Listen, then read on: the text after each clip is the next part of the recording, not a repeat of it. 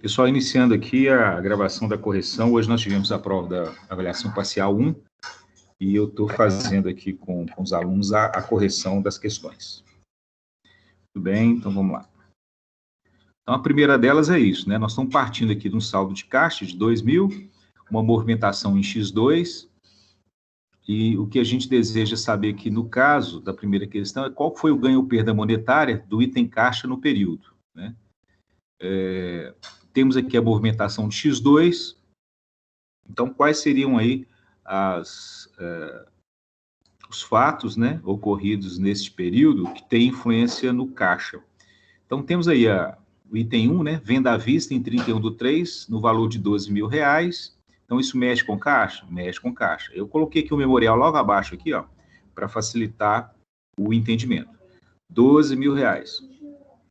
A movimentação da venda foi em 31/3, a gente veio na tabelinha aqui, ó, 31/3, a variação acumulada é 28,57, aplicamos 28,57 em cima dos 12.000, achamos aí 3.428. Por que é uma perda? Porque toda entrada do caixa que fica parada no caixa, com a inflação, você acumula perda, né?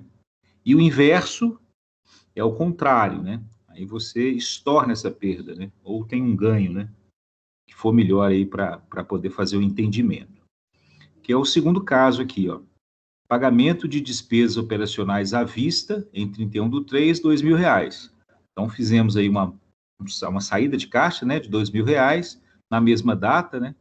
Que entrou a venda, aplicamos aí os 28,57, aí achamos um ganho ou um estorno de perda de 571. E a movimentação 4 pagou uma despesa em 30/9 de 1.500, então aí, ó, está entre parênteses, 1.500, 12,05, que é a variação, né, da moeda entre setembro e dezembro, e aí 12,05 de 1.500, 188 de ganho, porque nós demos foi uma saída de caixa, ou um estorno de perda. Fechou a questão. Então, nós temos aí, ó, os R$2.000, que é o saldo de abertura do caixa, lá, R$2.000, com 58,82, trazendo ele para dezembro, uma perda de 1.176. E a movimentação do ano, esse 8.500 é o resultado da entrada de 12, menos os 4, que são as duas saídas, R$8.500. E o resultado desse ganho ou perda monetária é os 3.428 de perda, mais 571, mais 188, então resultado aí de 2.669. Está lá, ó, 2.669. A soma das duas perdas, 3.845. Bom, enfim, uma vez feito... aquele aumento Pode do falar. ano ali que eu não entendi. Qual, Alana? Esse do ano aqui? 8.500. Peraí, 8.500? Ah, sim, esse 8.500 é o resultado dessa operação aqui, ó, 12.000 menos 2, 10. 10 menos 1.500, 8.500. É a movimentação do ano, né? Esse aumento do ano aqui é o que movimentou no ano, ó. Foi essa venda à vista em 31/3, menos as duas despesas operacionais de 2.000 e 1.500. Fechou? É entrada e saída mesmo de caixa. Ok? Ali no 12, a gente não teria que tirar o custo antes, não? Mas o custo não mexe em caixa, né? O custo é no estoque. Ah, tá. Certinho? Você dá baixa no estoque, né? Esse custo aqui, ó, você vai dar baixa no estoque. Fechado? Que mexe no caixa, essa entrada de 12 e essas duas saídas aqui, de 2.000 e 1.500. Tranquilo? Ah, sim, é porque eu já estava tirando os 8 do 12. Ah, entendo. Aí você estava querendo, está apurando a receita líquida, né? Não a entrada do caixa. Aqui a gente só está fazendo a movimentação do caixa, que é um item do capital de giro, né? Venda está lá no resultado. Entendi. Bacana? Bom, então aí ficou fácil, né? A pergunta mesmo é, uma vez feito o preenchimento do quadro lá, ó, qual ganho ou perda monetária no item caixa no período? Então, no período é de 2.669, ó, que é o ano que a gente fez aqui, ó. No período é de 12 menos 2 menos 1. 1.500, né? 2.669. Beleza. A segunda, mesmo enunciado, né? Para quem já fez a primeira, o enunciado é o mesmo aí. Só que a pergunta é diferente. Qual que é o ganho ou perda monetária no item caixa no acumulado? No acumulado é 1.176 com mais 2.669, 3.845. Ok? Que é a perda monetária do caixa no acumulado. Depois, eu não vi o score dos resultados, não, para ver assim, quais alunos acertaram, né, quais questões, enfim. Eu tenho como até abrir isso aí. Eu posso abrir aqui para vocês, né, que estão todo mundo vendo o resultado dos outros colegas, né? Mas depois eu faço uma análise onde é que vocês estão errando mais, aí, se for o caso, a gente pode até voltar nesse tema aí. Muito bom. Questão número 3, ela já entra na perspectiva de descobrir aí o lucro passível de distribuição, né? Que é aquele que, uma vez distribuído para o sócio, ele não interfere, né, na perspectiva da empresa de continuar gerando lucros, né? Ou seja, eu pago o sócio, ainda continuo gerando perspectiva de novos resultados, né?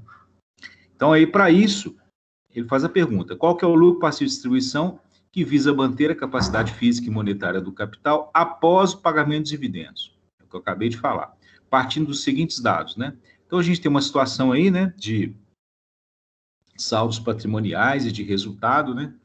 E a gente joga nessa tabelinha aqui, que, na verdade, de certa forma, o papel da controladoria é exatamente transformar esses dados, né, em dados contábeis, financeiros, para que a gente utilize esses dados para a tomada de decisão, e aí criou-se esse modelo aqui, que com ele é capaz a gente enxergar qual que é esse lucro que, uma vez pago ao sócio, não atrapalha a empresa de continuar com o seu negócio. Então, a situação é essa aí, ó. Temos lá o preenchimento do quadro, né, como a venda, né, foi de 7.500, ela vale aí para os 3 quadrantes, né? Na verdade, a operação é uma só, né? É uma venda de 7.500, que custou 6.000, né, a custo original, aonde você tem o capital de terceiros R$3.000 e o capital próprio na mesma proporção de R$3.000, né? Saldo do seu balanço.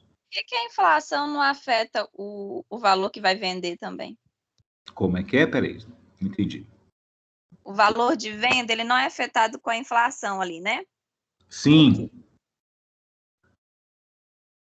É porque, na verdade, aqui você, olha, você tem aqui, ó, valor original, valor inflacionário e valor do custo corrente corrigido. Você está apurando naquele momento que você vendeu. Aqui, a gente está enxergando o seguinte: no momento em que você efetuou a venda aqui, qual que é o impacto disso, considerando uma inflação de 15% e considerando um custo de mercado, o custo corrente corrigido, na proporção que a gente for fazer o cálculo aqui. Ela não tem aqui a correção, porque é o momento em que você está vendendo, está entrando aquele recurso no seu caixa agora. Só que você quer saber o seguinte: qual que é o impacto disso para efeito de distribuição de resultados, entendeu? Aí não tem essa contrapartida inflacionária, né? É o valor que você vendeu. Entrou no seu caixa R$ 7.500, naquele momento da venda. Vamos lá. Venda de 7.500, aí vem, ó. Para você vender, você comprou aqui um determinado estoque, que aqui no nosso caso é de 6.000. Então tá, o estoque a custo original 6.000 aqui, a custo corrigido é só aplicar os 15% dos 6.000, que vai dar os 900, ele foi para 6.900. E o custo corrente corrigido, que é o custo de mercado, ele é de 6.500, né? É aquela situação, né? Se eu for repor o meu estoque, que eu acabei de vender aqui agora, por 7.500, quanto que eu vou ter que pagar? 6.500. Lucro bruto é o resultado da venda menos o custo, né? Então, 7.500 menos 6.500, 7.500 menos 6.900, 600, 7.500 menos 6.500, 1.000, né? As despesas operacionais é o que você pagou, né, de despesa naquele momento. 400 vale para todos os... A operação, na verdade, é uma só, né? Vai para todos, o efeito é um só, né? Independente da condição que você estabeleceu aqui. Agora, o ganho ou perda monetária, esse não. Esse aí já tem um impacto em função da inflação ou do custo de reposição de mercado. Então, a custo original, zero. A custo inflacionário é a contrapartida daquilo que é capital de terceiros, né?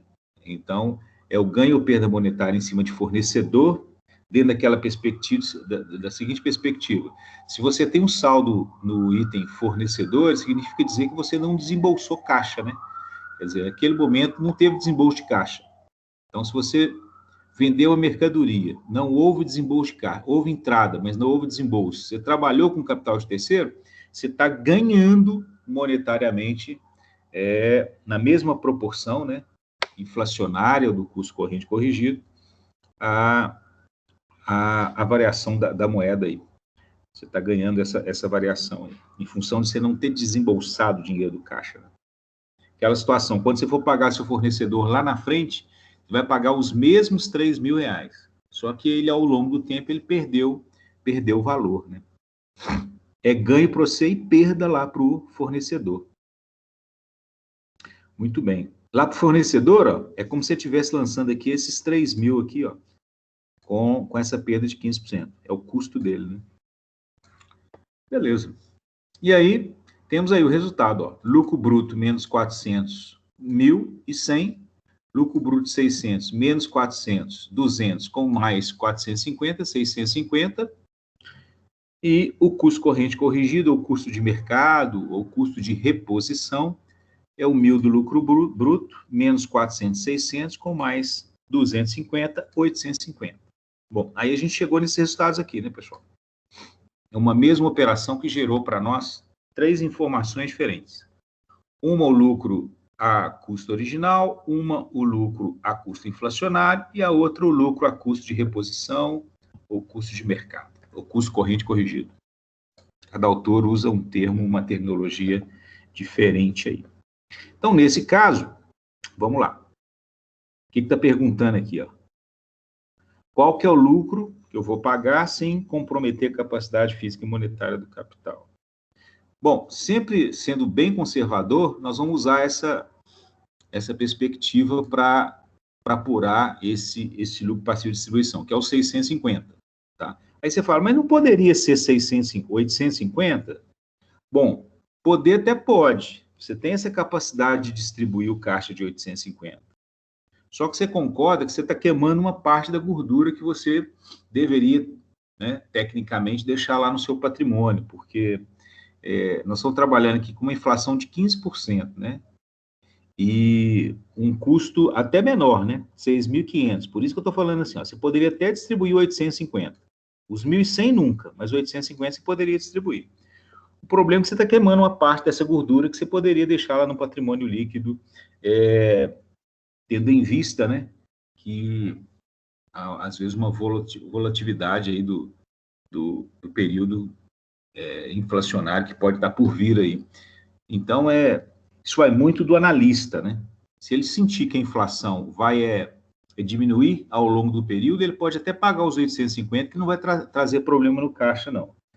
Mas, para ser bem conservador, nesse caso aqui, sempre claro, né? O menor lucro que você paga vai trazer mais benefício para a empresa, né? Muito bom. Então, 650 é a resposta. O item 4, ele guarda são os mesmos cálculos, né?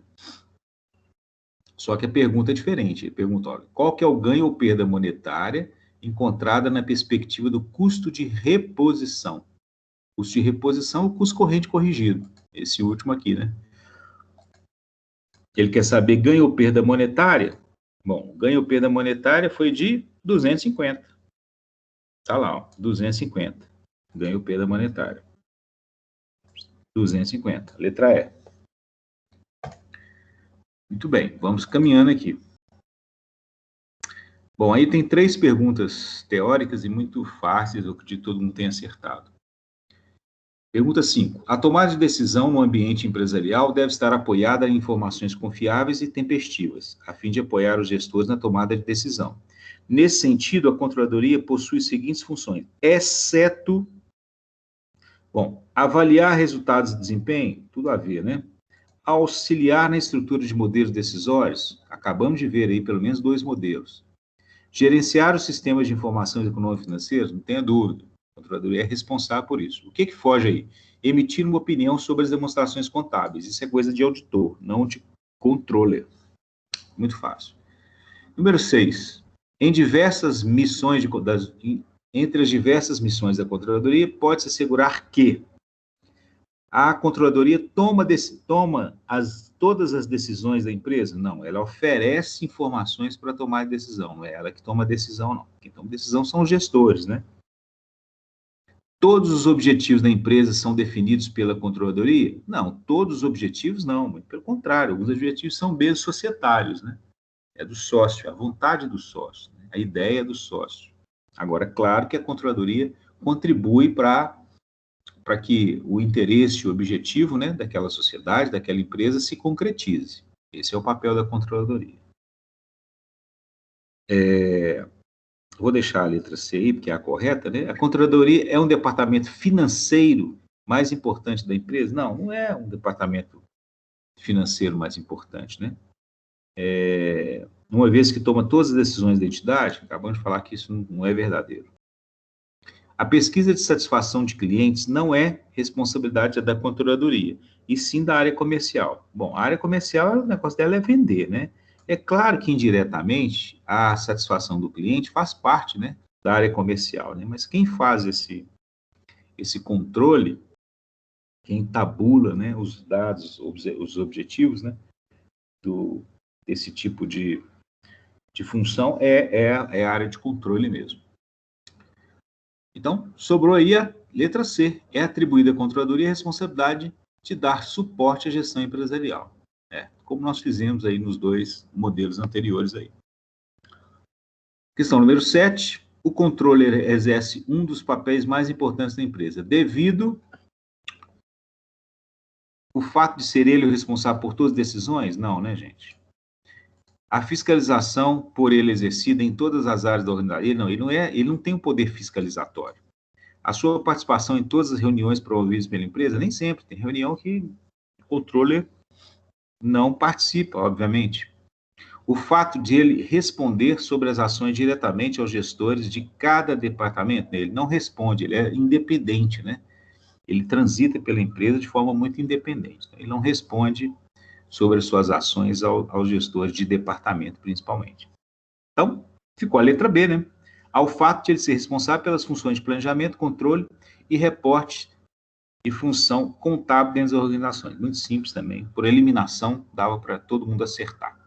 Acredito que vocês tenham acertado. A questão número 8, ela já veio prontinha, com os dados todos prontos e tabulados. É só mesmo interpretar a questão. Então, tem aqui, ó. Partindo dos dados adiante, responda as questões propostas. Temos aí um balanço, né? Os fatores inflacionários calculados, aquele mapazinho de ganho ou perda monetária. Muito bem, chegamos aqui na conclusão seguinte, ó, capital circulante líquido 1.100, só que ela perdeu 5.828, ela tem um déficit aí, né, no capital de giro de 4.718. E aí ele parte da seguinte análise, né? Excluindo a movimentação dos itens de aplicação financeira e empréstimos bancários que não estão aqui, né, já não estão aqui, qual o item que mais contribui para esse resultado? Pessoal, muito simples, né? Só bater o olho aqui, olha, se eu falo que o resultado, capital de giro, disponível para investimento, é negativo de 4.728, o que mais contribuiu para esse resultado? Só bater o olho que você vai ver que é o item estoques, né? Saldo inicial do item estoques, 12.111. Né? Então, olha lá, marcou lá estoques. Não tinha de fazer cálculo nem nada, é só mesmo interpretar o quadro, né?